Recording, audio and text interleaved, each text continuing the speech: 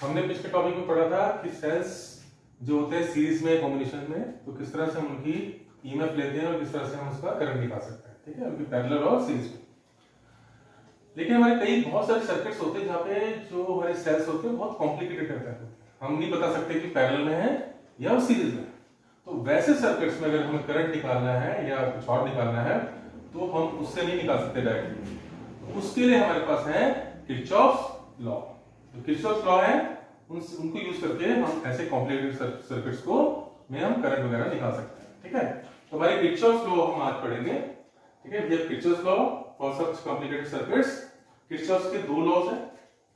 जो पहला लॉ है किरचॉफ्स का लॉ, उसको बोलते हैं हम जंक्शन रूल, ठीक है। तो ये लॉ क्या बोलता है, ये लॉ बोलता है कि at any junction the sum of the currents entering the junction is equal to the sum of currents leaving the junction. कोई भी जंक्शन है, जंक्शन मतलब कोई पॉइंट है जहां पे बहुत सारी हमारे पास जॉइंट है, जैसे जंक्शन इज सम जॉइंट। तो उस जॉइंट पे या उस पॉइंट पे जितने इनकमिंग करंट्स होंगे उतने ही आउटगोइंग करंट्स होंगे, ठीक है। ये कंजर्वेशन ऑफ चार्ज के ऊपर बेस्ड है, जितना चार्ज आ रहा है उतना ही जाएगा। तो यानी जितने उस जगह पे इनकमिंग करंट्स होंगे उतने ही उस जगह पे आउटगोइंग करंट्स होंगे, ठीक है। जैसे फॉर एग्जांपल ये हमारा एक जॉइंट है, दिस इज सम जंक्शन।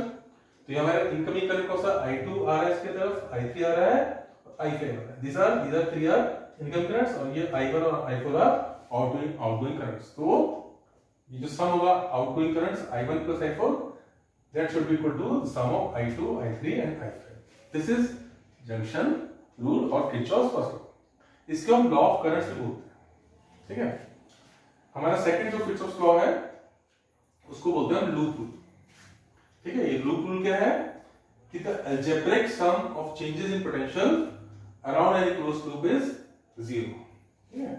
इस रूल के साबित अगर कोई हमारे पास क्लोज सर्किट है और उस सर्किट के अक्रॉस हम जाते हैं तो हमारा चेंजिंग पोटेंशियल आता है, ठीक है। जहां जहां भी चेंजिंग पोटेंशियल आएगा तो अगर हम जैसे आगे जा रहे हैं सर्किट में तो जो चेंज इन पोटेंशियल का हम सम करते जाएं और वापस पूरे क्लोज लूप के अलाउंग करें तो सारे चेंजेस का जो सम होगा algebraic that will be 0। This is sigma delta v is clear, यानी सारे चेंजेस हैं उनका sum will be equal to 0। This is our Kirchhoff's law, ठीक है। इसको हम लॉ ऑफ पोटेंशियल भी बोलते हैं, ठीक है। इसको और समझने के लिए हम जब क्वेश्चन करेंगे तो ये वाला सेकंड लॉ हमें और अच्छे से समझ में आ जाएगा। तो दीज आर टू लॉ जिसको मदद से हम फाइंड करते हैं हमारे कॉम्प्लिकेटेड सर्किट्स में करंट्स, ठीक है। और ये लॉ जो है हमारे बोर्ड्स के पेपर में भी इसको पूछ लिया जाता है, तो हमारे ये डेफिनेशंस भी याद होनी चाहिए। अब जो हमारा सेकंड लॉ है जो तुमने लूप रूल पढ़ा था उसमें हमारा जो हम चेंज इन पोटेंशियल देखेंगे वो पोटेंशियल पॉजिटिव होगा कि नेगेटिव लेंगे। दैट चेंज जो होगा पोटेंशियल का डेल्टा v पॉजिटिव लेंगे नेगेटिव, उसके लिए साइन कन्वेंशन, ठीक है। पोटेंशियल कहां चेंज होता है, पोटेंशियल चेंज होगा जब हम बैटरी में जाएंगे एक टर्मिनल से दूसरे टर्मिनल, तो पोटेंशियल का हमारा डिफरेंस आएगा। उसके अलावा पोटेंशियल चेंज होगा अक्रॉस द रेजिस्टर के क्रॉस भी पोटेंशियल का फॉल या राइज होता है, ठीक है। तो वहां दो जगह पे हमारा चेंज इन पोटेंशियल आएगा, लेकिन हम उसको पॉजिटिव लेंगे और नेगेटिव, वो हमारा ये साइन कन्वेंशन है। देखो अगर हमारे पास ये एक बैटरी है, ठीक है, और अगर हम जा रहे हैं we are moving from left to right, from negative to positive. अगर नेगेटिव से पॉजिटिव पे जा रहे हैं यानी हमारा पोटेंशियल राइज हुआ, नेगेटिव पे पोटेंशियल कम होता है, पॉजिटिव पे ज्यादा, तो हमारा राइज हुआ है, मतलब हमारा चेंज जो है चेंज इज पॉजिटिव, ठीक है।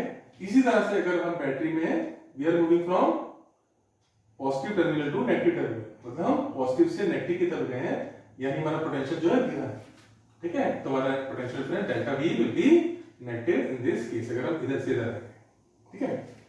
ऐसे ही अगर हम रेजिस्टर के क्रॉस जाएंगे, रेजिस्टर मान लो रेजिस्टर में करंट इधर से आ रहा है, ठीक है, राइट से हमारा लेफ्ट की तरफ करंट आ रहा है और हम लेफ्ट टू राइट जाएंगे, करंट हमेशा फ्लो करता है higher potential to lower potential always in a resistor, ठीक है। तो रेजिस्टर का क्रॉस ऐसे जा रहा है करंट, इसका मतलब इधर हायर पोटेंशियल है इधर लोअर पोटेंशियल, ठीक है, because current always move from higher to lower. और हम जो जा रहे हैं we are moving from this side to this, यानी हम लोअर से हायर की तरफ जा रहे हैं, we are moving from lower to higher side.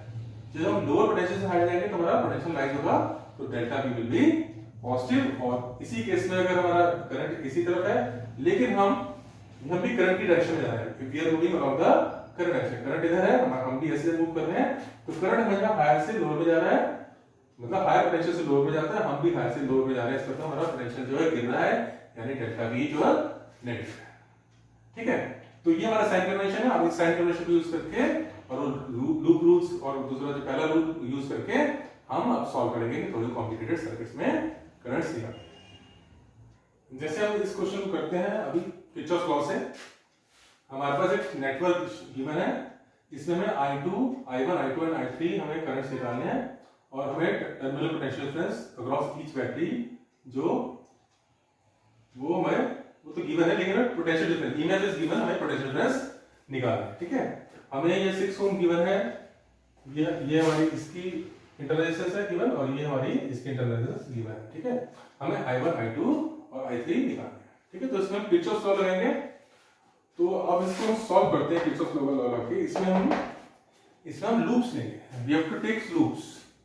ठीक है, अब जैसे हम ये लूप लेते हैं, ये लूप ले सकते हैं, हमारे पास बहुत सारे ऑप्शन है। एक ये क्लोज लूप ले सकते हैं, ठीक है, हम ये क्लोज लूप ले सकते हैं, इसके अलावा हम ये बड़ा वाला क्लोज लूप भी ले सकते हैं। लेकिन इससे पहले मैं जंक्शन लॉ लगाना चाहूंगा इस जंक्शन पे, एफ जंक्शन पे। ठीक है, एट एफ, ठीक है, बाय जो हमने पहला लूप है जंक्शन लूप, देखो इस एफ पे करंट I1 आ रहा है, I2 करंट आ रहा है और यहां से I3 जा रहा है। इसका मतलब जो आउटगोइंग करंट है I3 should be equal to I1 plus I2। ठीक है, ये हमारे आगे काम आएगा। तुम्हारे हम इसको I3 को I1 प्लस I2 लिखेंगे तो हमारे दो ही वेरिएबल्स रहेंगे। ठीक है, दो वेरिएबल्स में हमारा यानी I1, I2, I3 ना होके I1 और I2 में हमारे वेरिएबल्स रहेंगे, तो हमें दो इक्वेशन चाहिए हमें सॉल्व करने के लिए। ठीक है, नहीं तो हमें तीन इक्वेशन बनानी पड़ेगी, तो हमें दो इक्वेशन चाहिए। ये हमने जंक्शन रूल से बना लिया। I3 देखो इस जगह पे जितना करंट इधर आ रहा है, इस जगह पे देखो ये इधर आ रहा है, ये इधर आ रहा है और यहां से I3 है, तो मतलब इधर से I3 क्या होगा, तो ये incoming current should be equal to I3। ठीक है, तो ये आ गया। अब हमें दो लूप्स लेने हैं, तो हम क्या करते हैं, एक पहला ये लूप लेते हैं। ठीक है, तो कंसीडर लूप। अब हम देखते हैं कैसे हम किरचॉफ लॉ, तो ये क्लोज लूप लेते हैं, ये take A B C F A। ठीक है, इसमें हम जाएंगे, हमारी मर्जी, हम क्लॉकवाइज भी जा सकते हैं, एंटी क्लॉकवाइज, जैसे भी इच्छा है, ऐसे जाना है ऐसे चल जाओ, ऐसे जाना है ऐसे, अपनी इच्छा लेके उसे फर्क करो। चलो हम क्लॉकवाइज जाते हैं, जैसे हम वी मूव दिस से देयर। ठीक है, तो हम ऐसे बढ़ेंगे और पूरा क्लोज लूप में जाएंगे और देखेंगे कितना पोटेंशियल चेंज हो रहा है। उन सब का चेंज का सम बाय सेकंड लॉ इज 0। ठीक है, अब हम जा रहे हैं ऐसे, जो कि यहां पे हमारा पोटेंशियल चेंज आएगा, जितना बैटरी का पोटेंशियल है उतना चेंज आएगा, दैट इज 6 वोल्ट्स। लेकिन चेंज क्या है, हम पॉजिटिव से नेगेटिव जा रहे हैं, यानी हमारा चेंज हम नीचे की तरफ जा रहे हैं, हमारा चेंज नेगेटिव है। ठीक है, हम हायर से लोअर में जा रहे हैं। ठीक है, तो हमारा -6 वोल्ट का यहाँ पे चेंज है। अब यहाँ चेंज क्या होता है, IR, I1 into R, इसके cross this will B 6I ना, 6I। अब ये पॉजिटिव है कि नेगेटिव ये देखेंगे, ये चेंज है इसके क्रॉस। ठीक है, अब करंट हमारा ऐसे आ रहा है और हम जा रहे हैं ऐसे क्लॉकवाइज में। ठीक है, तो हम अपोजिट करके जा रहे हैं। हमने क्या पढ़ा था, जब हम करंट के अपोजिट आ जाते हैं तो हमारा पोटेंशियल जो है इंक्रीज होता है, बिकॉज़ करंट हमेशा हायर टू लोअर जाता है। ठीक है, हम करंट के अपोजिट जा रहे हैं, मतलब हम लोअर टू हायर जा रहे हैं पोटेंशियल। ठीक है, मतलब हमारा पोटेंशियल इंक्रीज हो रहा है, तो ये प्लस होगा IR। ठीक है, अब हमारा पोटेंशियल का चेंज होगा, यहां पे चेंज होगा, इसके क्रॉस पोटेंशियल डिफरेंस होगा। ठीक है, it will be IR again, V equal to IR। I क्या है, इस पूरी आर्म में I2 करंट है, पूरी आर्म में। ठीक है, तो यहाँ पे IR means I2 into 4, but ये पॉजिटिव होगा नेगेटिव। देखो ये I2 इधर जा रहा है, करंट ऐसे जा रहा है, यानी हम करंट के अलोंग जा रहे हैं, और जब करंट के अलोंग जाते हैं तो पोटेंशियल जो है डिक्रीज होता है, माइनस में आएगा। ठीक है, तो जैसे इट विल बी -4I2।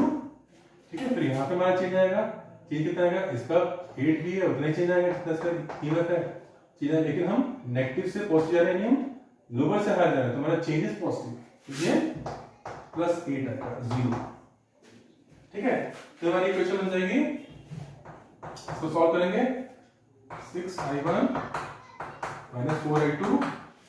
ठीक है, इधर ले जाएंगे तो इट विल बिकम -2, और इसको डिवाइड कर दें 2 से, तो 3I1 -2I2 इसको भी माइनस, हमारी first solution, this will be our equation number 1। ठीक है, इसी तरह से हम इसमें करेंगे, विल टेक लूप, कंसीडर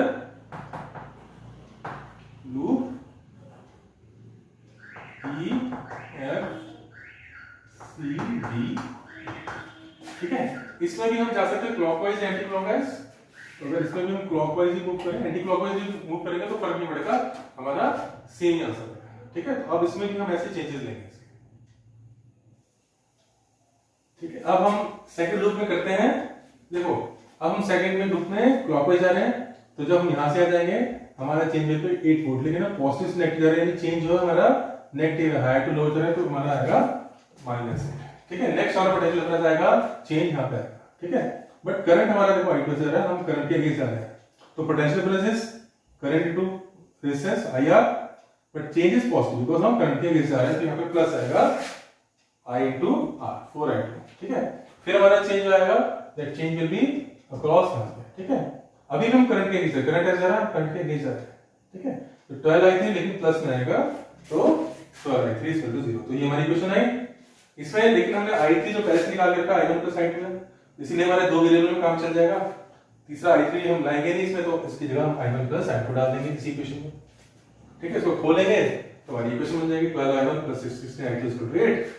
3 से डिवाइड 4 से डिवाइड कर दो तो हमारी equation 3I1 plus 4I2 equal to 2, ठीक है। ये आ गई।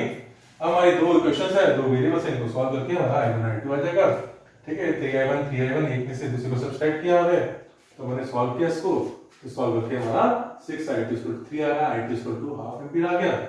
I2 हाफ एम्पीयर है, उसकी वैल्यू हमने इसी इक्वेशन में डाल सकते हैं, इसमें 1 में डाली, तो हमारा I1 जो है वो 0 आ गया, I3 हमारा आ गया हाफ एम्पीयर, ठीक है। अब हम इसके करते हैं सेकंड पार्ट में पूछा गया है कि इनके अक्रॉस पोटेंशियल डिफरेंस अक्रॉस जो हमारे सेल्स है। देखो पोटेंशियल डिफरेंस का हमने फॉर्मूला पढ़ा है, ये पहले वाले के अक्रॉस, ये जो इसको V1 कह रहे थे, वो था E1 माइनस IR, ठीक है। इसके इंटरनल रेजिस्टेंस ये है 6, बट इसका करंट I1 है, लेकिन I1 तो 0 है, ठीक है। E1 0, E1 हमारे पास 6 है, तो इसका पोटेंशियल जो है 6 वोल्ट हो गया।